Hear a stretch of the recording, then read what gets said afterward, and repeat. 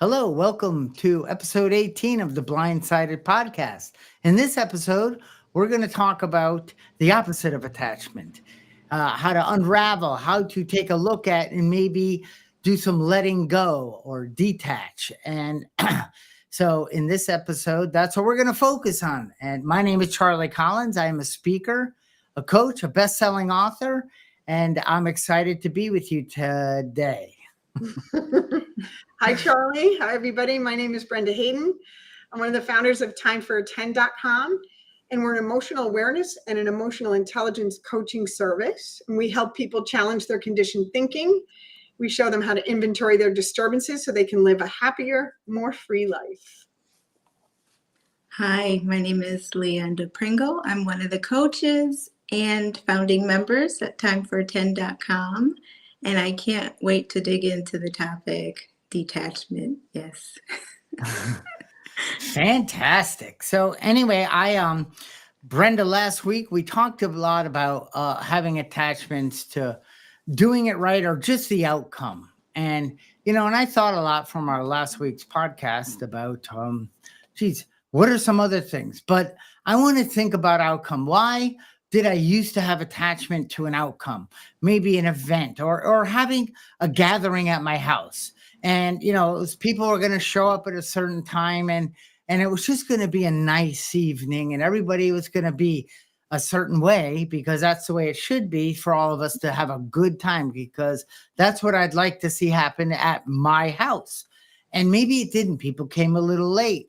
Maybe they didn't bring the type of food I liked. Maybe they left early, or maybe they brought a little baggage in from their tough week of work that I didn't. You shouldn't bring that in. You should be happy, joyous, and free all the time. So I'm basing my attitude. Maybe I'm saying to my wife, this party kind of sucks. And because I had an attachment, I had this desired outcome instead of doing what we're going to talk about tonight. I didn't realize back in those days that I didn't just let it be. I didn't let go. I didn't know how to have a party and just be there, see what I could bring to the occasion, how I could add value and help and be there and laugh with people. No, I had like a set agenda in my mind, but I didn't know it. So maybe after everybody left, I did a little blaming, a little complaining, like, let's not have that person over. I mean, silly stuff. And I would say, why am I like that? I mean, I had fun. And when I let go and I have parties now, because we just had a big neighborhood party and we talked about it, I think on here, and people were putting in the chat, like, when is it? And I'm like, oh no, it's a neighborhood party. But anyway, it was beautiful. I had no attachment. I didn't need the outcome to be any certain way. I didn't need it to be anyone to just be the way they were. And it was beautiful. Wow. And I've had the similar experience many, many times, especially when I was younger. And really, and we talked about this, or I talked about this last week. I had an expectation. I had an attachment to an outcome. I wanted things to be a certain way. For me, I would tie my worth to whether a person came to the party that I invited them to. If they didn't come to the party, then they must not like me, or must not be important, or my party wasn't important enough.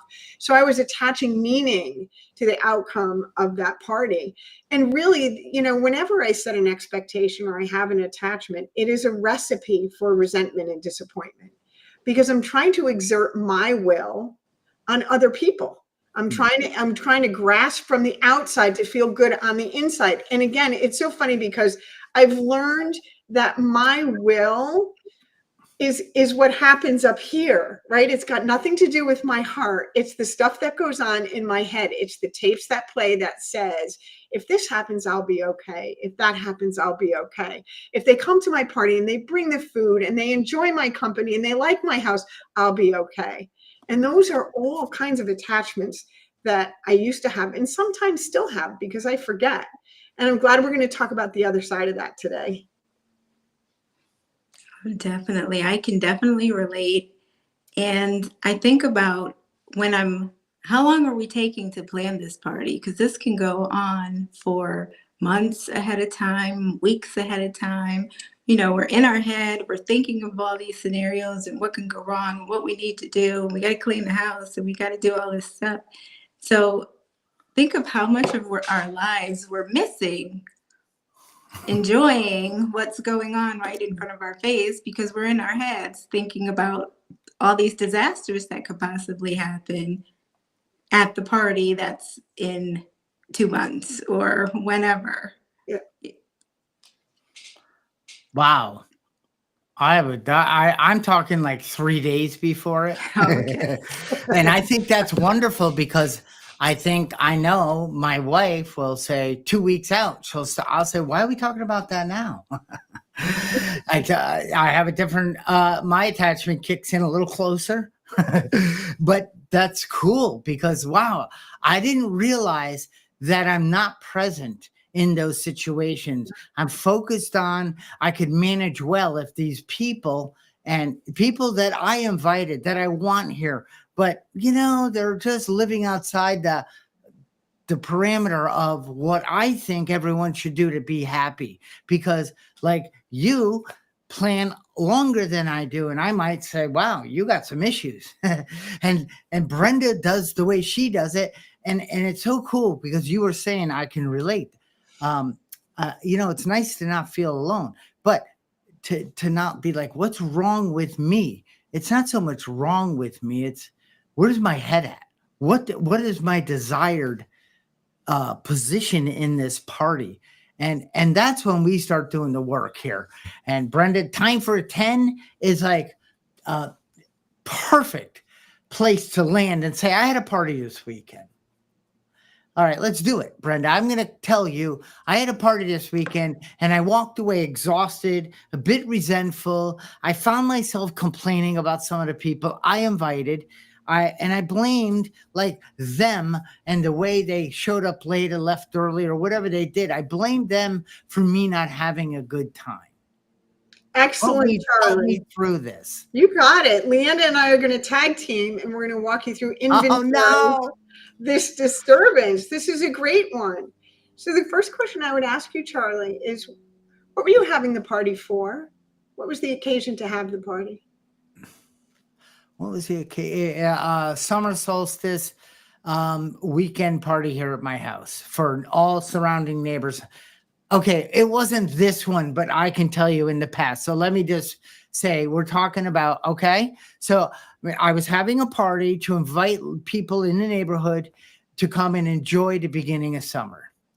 Beautiful.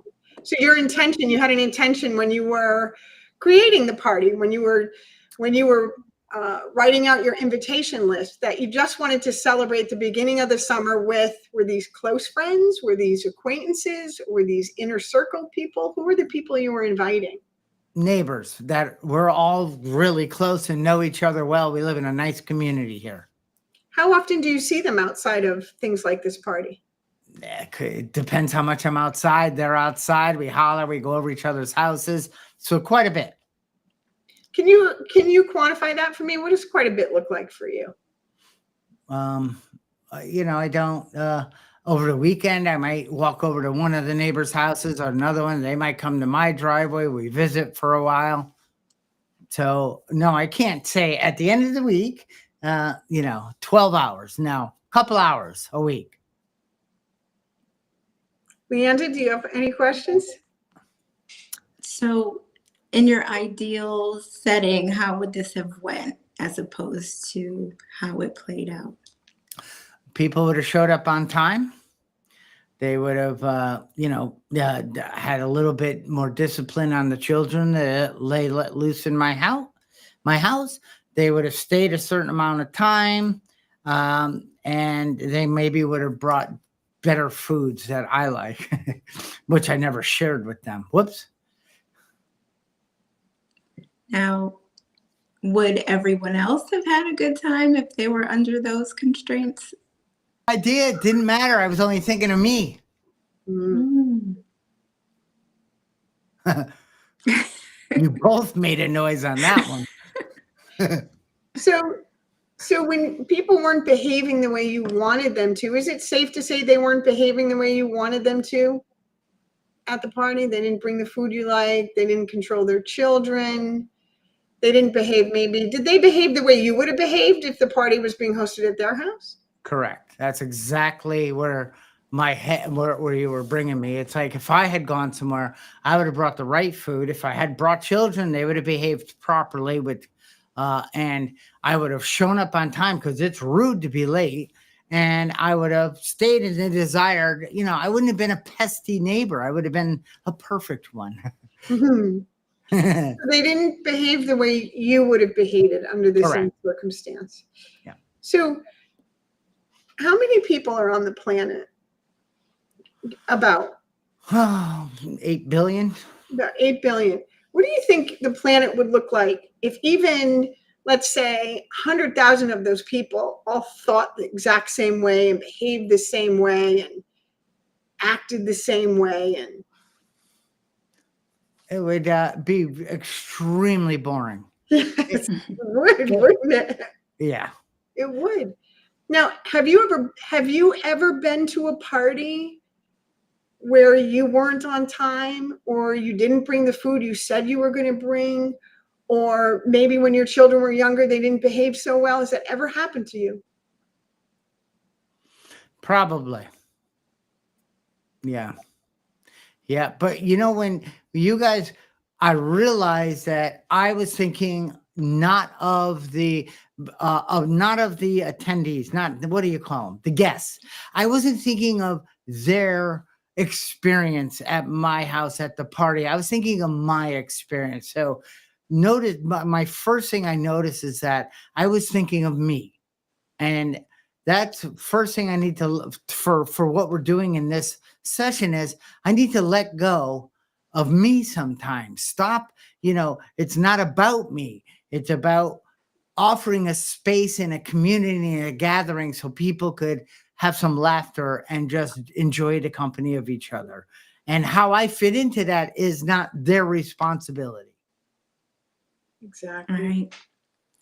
And what I was going to ask is, how would you feel as a guest? So what do you like to do as a guest at a party? Play with the kids. I do. I'm I like the horse play and run around, and we were doing obstacle courses. I have a lot of fun with kids, maybe because I have a little bit of that in me. So that's my idea. And good music. I don't like music I don't like. So, so good music I like at a party. So the playing with the kids, but it has to be like outside in a controlled environment. Can't be in the house, or do you play with the kids in the house too? In the house, outside, on the roof, wherever they want to go.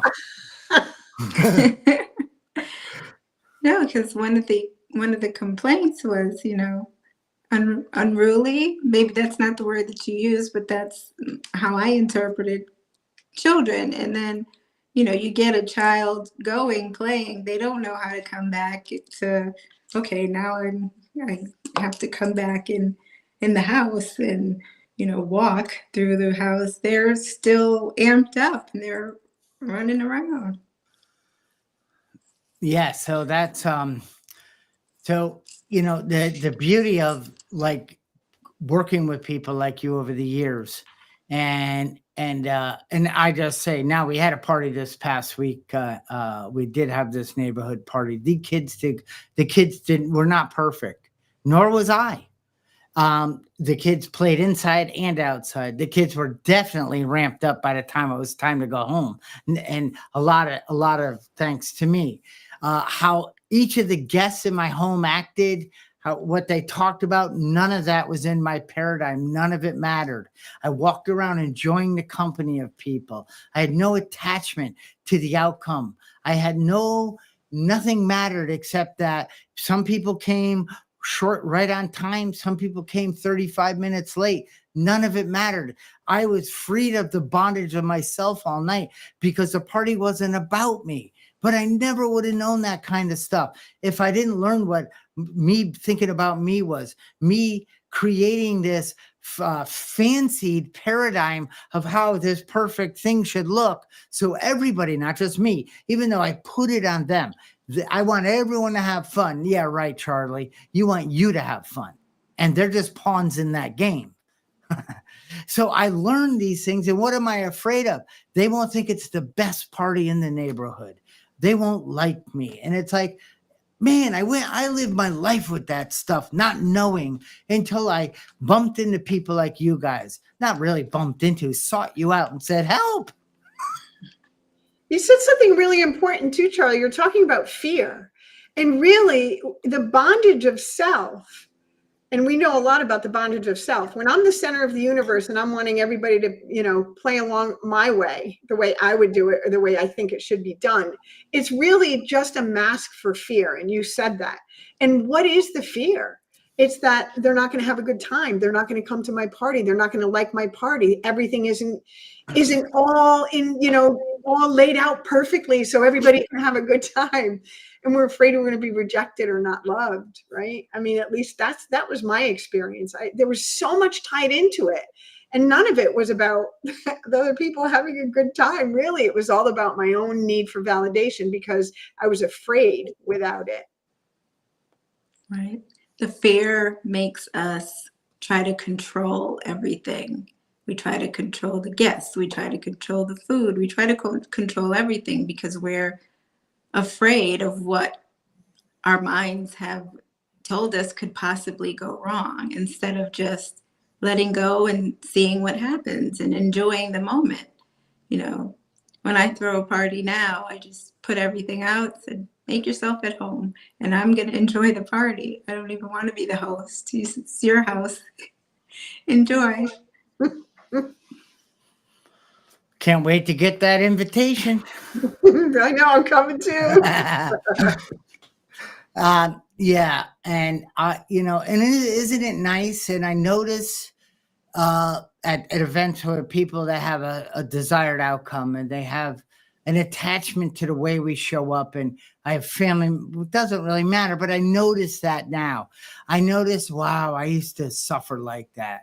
I used to get a little like, oh God, why can't, and I don't anymore. Like, after the event, the next day, text messages were like, thank you so much. We had a great time. Then I was outside and one of the neighbors coming by with the dog. Oh my gosh, my husband and I had a blast last night. And I gave her, she has a golden retriever. I gave her a treat to bring home when she went home that night for her dog, because dogs are always welcome too. And she's like, and Millie loved her treat. And then another neighbor came over and said, he actually left something here. Somebody else left. I mean, it was so much fun. And then I realized there are people out there that don't have attachment to outcomes. They just show up. They're present. They laugh and have fun. It's like, I had to learn that. That was not my default me. Me neither, Charlie. That wasn't my default me either.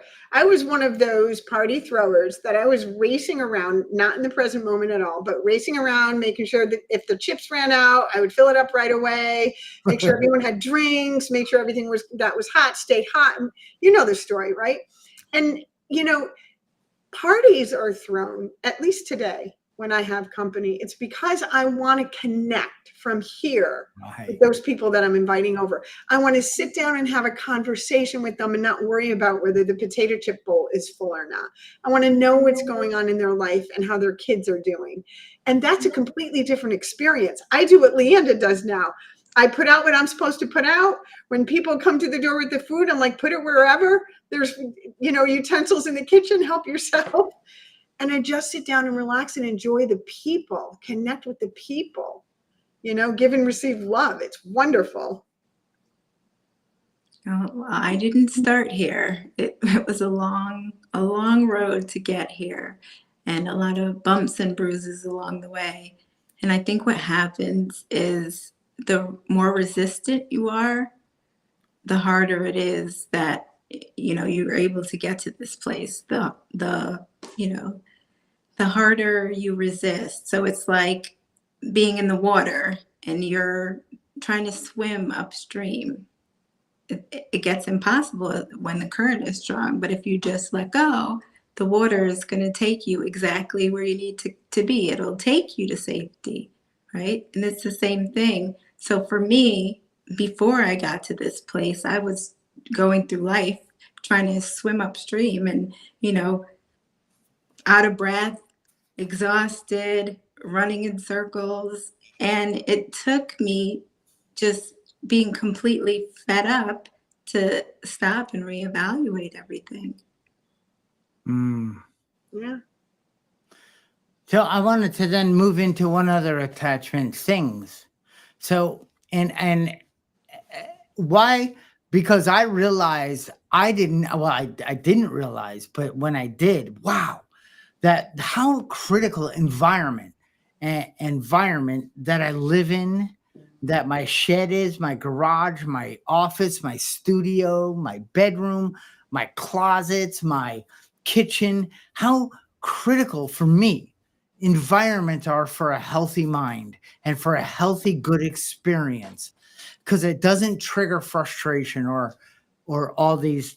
But let me just go back to things. Why when I sold my house in 2009 and moved to this house, did I need like a 20-yard dumpster to throw out things that I said I might? Now, tools is another thing. There's no discussion. But when it comes to this, I bought a tent, those fold out cots, all sorts of supplies and little oven stove thing, and I had it all in my shed because someday I'm gonna go camping.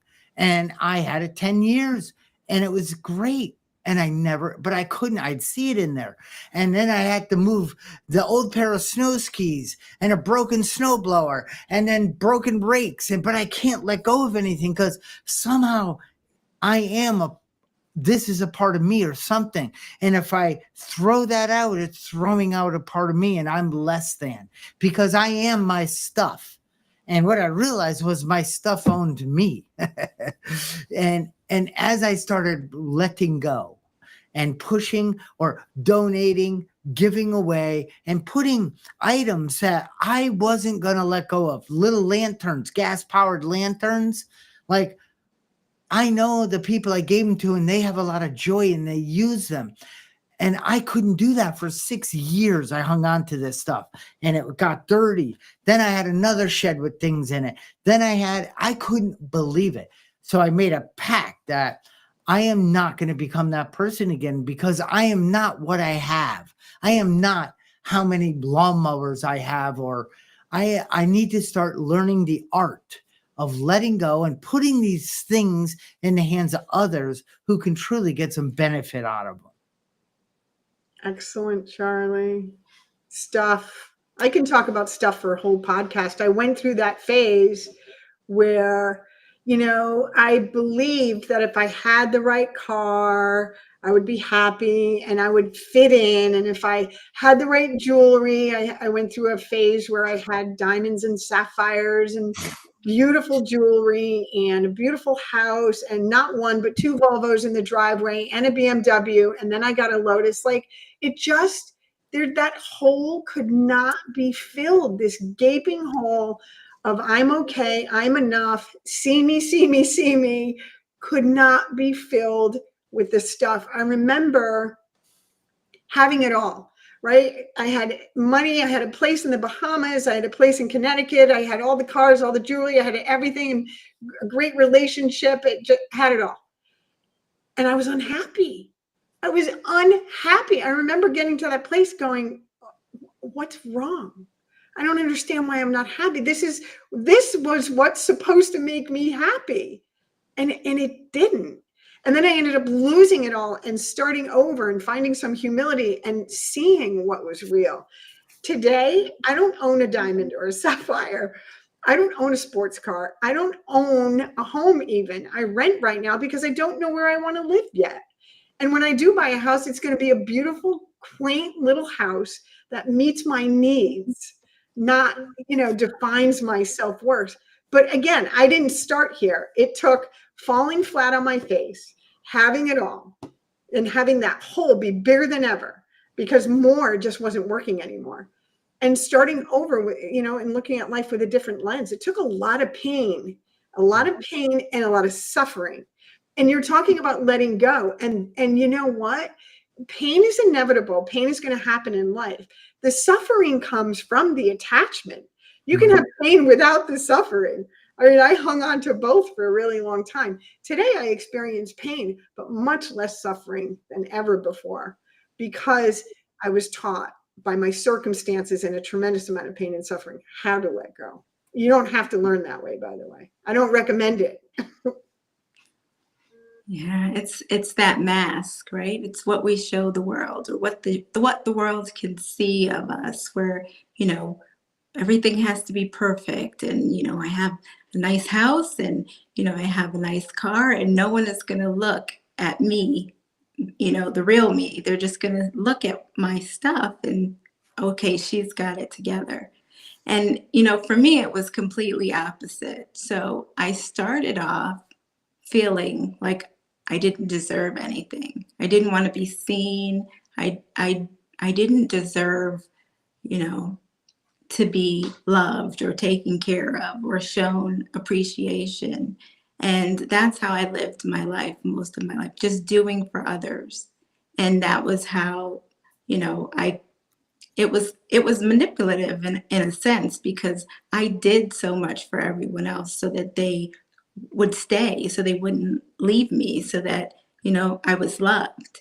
And I never loved myself. And then as I started to do the work, then I started to say, you deserve nice things. You deserve to be loved. You deserve to, and it's loving myself, so I had the opposite where, I never wore jewelry, and I felt like I didn't want to be seen. It's going to draw too much attention to you. Like, just, and then as I started to love myself, I was like, you know what? Put some jewelry on. Here, wear something that just makes you smile. So it's interesting how, we can have the same feeling, but just different perspectives on how it presents in our lives. Really, I know. And it's like, but as you come out into that, Leanda, and you start am I starting to notice that I'm attached, or I must have, or I need a bigger one of? Because I don't believe so. But I think that's what happens to a lot of us, is that we start realizing I am the size of the boat I have, and then I fit in and they'll like me. But there's another attachment, like the Pareto principle, 80-20. So it's kind of like clothes and stuff. Like 80% of it you could probably get rid of, because only 20% of it we wear. And we cycle through the same. I do. And it's like, even I move the stuff I'm going to wear someday. And then I go right to the stuff I know fits. I like the way it looks, all that. And it's like, I started letting go of things and saying, I'm not going to die if I give this bag to Goodwill. All of these or I go to rehabs or sober living houses and stuff where people could use a nice pair of boots that I'm waiting for 3 more years until I wear them again for some weird reason. But I'm attached. Like, if I take them and move them out of my house, oh, something happened to me. No, I'm now the art of letting go and allowing this stuff to be received into people that will actually use it, appreciate it, and maybe even love it. But what happens once it leaves my possession, my control, once it leaves, that doesn't matter. It's not my job to worry about. I never do. I don't go, hi, I gave you those shoes 3 months ago. How are you treating them? The old me would have done that if I gave you something. Hey, buddy, can you send me a picture? I'll make sure you're doing what I would do. I'm not cuckoo like that anymore, thank God. But I also started looking at things. I had too many things, and they all need work at times. I got to keep them clean. Oh my gosh, I love letting go. I love letting go too. I was in a situation, not so much, I don't see myself much anymore as a thing person. I don't do a lot of hoarding of clothes or shoes or things like that. Although I could get rid of a few pairs of shoes, and there are some dresses I know I'll never fit in again, but I'm not getting rid of them no matter what. But when it comes to just letting go of my attachment to how other people behave, that's been a really big one for me, being able to let go of that. I remember, this week, just this week, I had a situation at work where I got really upset with the way somebody was behaving. And what came into my mind, I got really activated. I ended up grounding myself. I played some meditation music. I grounded. And then the first thing that pops into my mind is, it's just a lesson. This is just an invitation to learn. And I was able to change my perspective and say, okay, this is here because I need to learn how to deal and let go of these kinds of things when they come up. And what used to send me spinning for a couple of days and have me doing things like cold shouldering or being snarky or not saying good morning to somebody didn't happen. I recovered so quickly this time, and it was really nice because that part of letting go means, the next time it happens, it's not even going to be a blip on my radar. I'm going to be able to say, oh, that person's just being that person, and it won't have any other attachment or any other meaning for me. And I love that journey.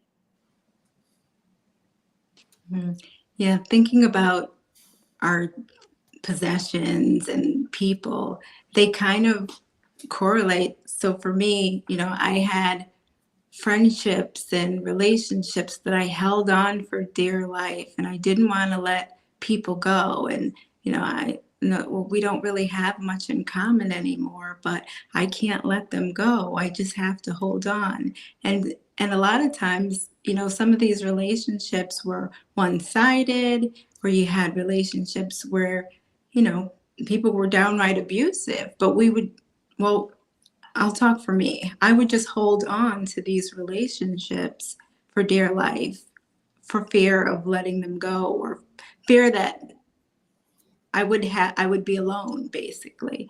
So the most liberating thing that I did was get rid of all of my things. And a lot of relationships, when I packed up and moved from Connecticut to Texas less than a year ago. And I did just that. I gave away and donated my entire house and all of my belongings and just packed up a little, car and a little U-Haul, not even a truck, a little container. And that's what I did. And it was very liberating, very freeing to have the courage to do that and not worry about anything coming back or, how am I going to fill this void? There was no void. And that was beautiful. Yeah, wow. You. I was just thinking, I think the biggest attachment I had was always filling the void. And I finally hit a wall where I realized that hole is never ending. And I can't fill it. I fool myself by getting a new thing or finding a new person that could possibly fill it. And it's funny, you brought up, I had written down here, I had things, people, and past hurts. Things I need to let go of, things I got to take a look at, things, Brenda, we talked about it, like carrying around the baggage of other people's crap. Yes. Because I know how to manage their life better than they do. So I got to carry their crap along with me. Okay. And it's like, and all I got to do is let go. And it's like, come on. It can't be that easy. And then I got to start putting, obviously seeking a good coach and going through a process to learn that the way we were doing it, we live in a life. I know the three of us do. I know a lot of the people that watch this podcast, they're seeking. Seeking is okay. It's a good thing. I'm good enough right here as I am tonight with you. Darn it. Today with you guys. And I wanted to apologize. I was looking down at my phone because of technology and the beauty of things, I can turn my air conditioning down from my cell phone. I don't have to get up. And I'm going, it's getting hot in here. I'm going to start glowing on camera. And so that's what I was doing, Brenda, while you were speaking. I was trying not, but of course you could see me not paying attention. But anyway, that's what this attachment to the void, that filling it will somehow. And Leandy, you said the opposite. You no longer tried to fill the void. You released, you let go of, you place things, and then you set your trajectory on a new thing. And now it's like, it's different. It doesn't need to be that way anymore. I'm finding peace and joy and happiness within me. That's beautiful, Charlie. You know what else was a big one for me that I want to throw out there because it might be helpful, was financial insecurity. So I was always worried about not having enough money. And I was working with a coach, and the coach said, well, let's look back on your life. Like, has there ever been a time where your needs weren't met, your basic needs? And I wanted, my knee-jerk reaction was to say, oh, of course. And she said, no, I want you to pause and really think about it. And I really thought about it. And there wasn't a single time in my life, even when I was in the depths of a substance use disorder, that my basic needs were not met by my higher power. My basic needs were always met. And then she asked me another really important question. She said, you had a period of success in your life and you had money. What did you worry about most when, you had more than enough? I said, I worried about losing it. So, when I had a lot of money, I worried about losing it. When I didn't have a lot of money, I worried about not having a lot of money. It's like you can skip all of that drama and just know that your needs will be met. And so that's been a really nice thing to let go of. Oh, absolutely. It all comes down to, we're going to worry unless we, start doing this work where we can control our thoughts and get back into the heart, like you mentioned, because there's always going to be something. When whatever it is that you think is the worst right now, if that gets solved, you'll find something else to worry about. There'll always be something. Yeah. So I know for me, like I grew up in a house where, like my father wouldn't let me throw anything away. Oh, I can use that for something. And, he had like boxes and containers of just parts and locks without keys and things like that. And, every once in a while, we would find something in that box that we needed. But for the most part, it was just stuff that we were carrying around and holding on to. And knowing now how much energy is held in things, like we're just carrying around all that energy from the past that we should have let go so long ago. We're carrying that, and we might even be moving it from place to place. And the letting go and the releasing and the just trusting, it's the best thing that I have done or learned to do. Mm-hmm. I can relate. I certainly can, because I can remove myself from stuff now. I don't need it. We have 2 older cars. I have better relationships with people myself. And when I had all the nice things lined up, the newest cars with the biggest motors and all the flashiness. So I obviously had an esteem issue, or something was going on that I needed outside things to raise me up, because I didn't think I had the power. But when I finally came to, and so I finished like the crux, like I learned the crux of the problem. I learned that my troubles were of my own making. So I learned that it was my paradigm, the way I saw the world from my mind, the way I thought it should be. I started feeling like a victim. So I learned that I didn't, like Einstein, I can't fix the problem from the brain that created the problem. I need some help. So it's people like us that I raised my hand, I surrendered to the madness, and I said, please help and guide me.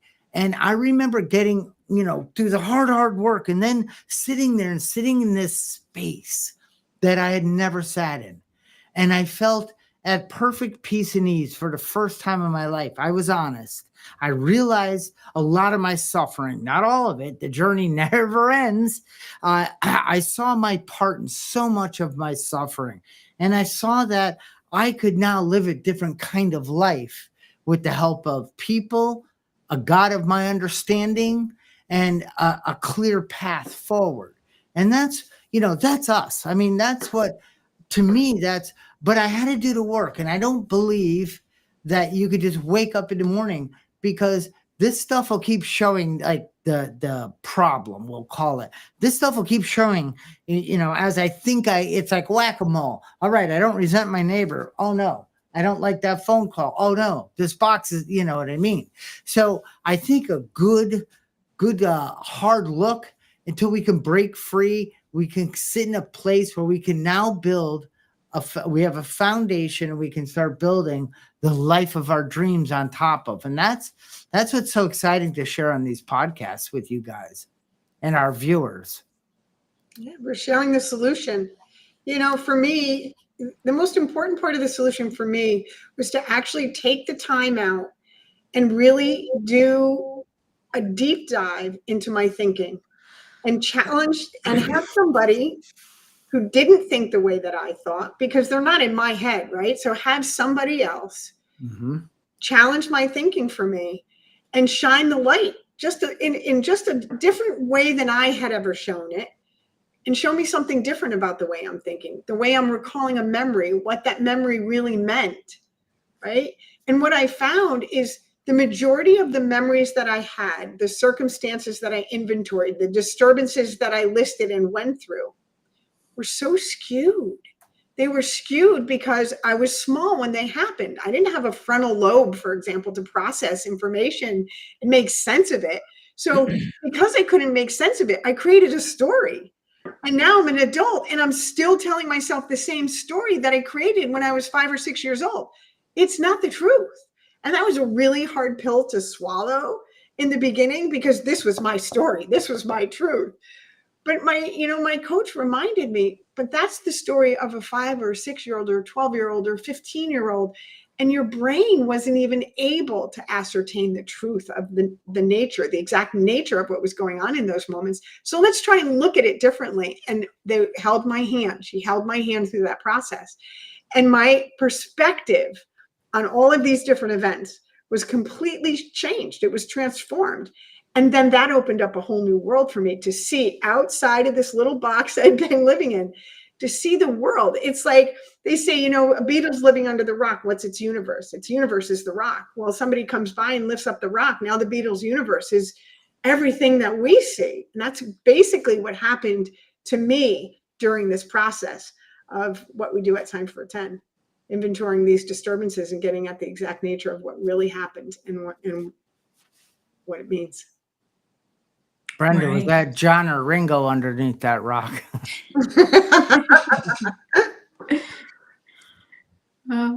Yeah, we're limiting ourselves by, just thinking in that box. We're limiting ourselves to our fears and to our traumas. And what I found was getting to know myself and being authentic and true to myself was one of the best things that I could have done, because it's liberating. It's so liberating to say, okay, well, this is who I am. Because I think that void that we talked about is self-love. It's loving ourselves. It's putting ourselves first. It's figuring out what we like to do, what we want to do, what is it that makes us tick? Because most of us walk around, I can say for myself, and I can tell you what everybody else's favorite food is. I could tell you what everybody else likes to eat, but I had no idea for myself, because my whole identity resolved around evolved around my family or, what I was doing for somebody else. So for me, taking that step back and just looking at myself and figuring out who I was and loving that version of me, regardless of what, was the first step of completely liberating my world. Oh man, that is so cool because I could care less what other people's favorite food was. I only cared about what I liked. And if you didn't ask me how great my dinner was, you were on the list of people that I was now attached to not liking you. But isn't that neat? Because it still brings us to the same place of discomfort, of not having the ability to let go. It's like I'm very interested in what I'm just interested. I'm curious. I like to. I'm open. I want to. Oh my gosh, you like that? Now I don't say it like, what's wrong with you?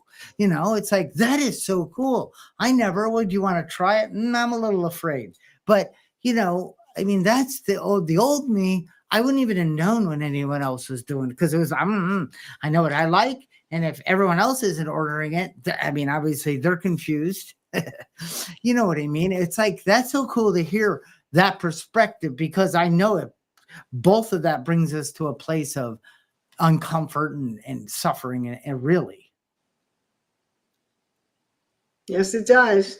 This sounds like this is a great place for us to end. This has been a great podcast. We talked about attachment. We talked about letting go. We talked about being able to experience pain without suffering. We talked about what it's like to experience pain and suffering. And we've all had different experiences, but it all pretty much boils down to the same thing. It's finding love within yourself, for yourself, connecting to other people, getting help from other people, and just letting go. I just drooled on camera. I love that. That's why I zoomed in. So let's start with Leanda. Let's start with Leanda. Leanda, what's your favorite ice cream? Chocolate. Okay. Brenda? Mocha chocolate chip. Charlie?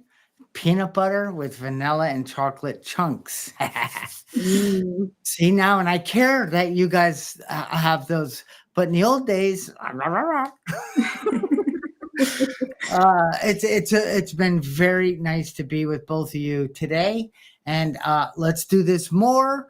And Brenda, like you said, oh my gosh, it's like we could spring off, but don't worry, there's going to be episode 19 and 2021, God willing, and we'll keep coming every week to you as best we can. And we appreciate each and every one of you for coming to the podcast today. This is always going to be recorded, and I'm going to jump down to another thing about we'd love for each of you, if you got value out of this, to like this, to subscribe to Time for 10, to the YouTube channels, to whatever. And of course, share it with like it, share it with your friends or people you think that need to change. I'm just kidding. Just kidding.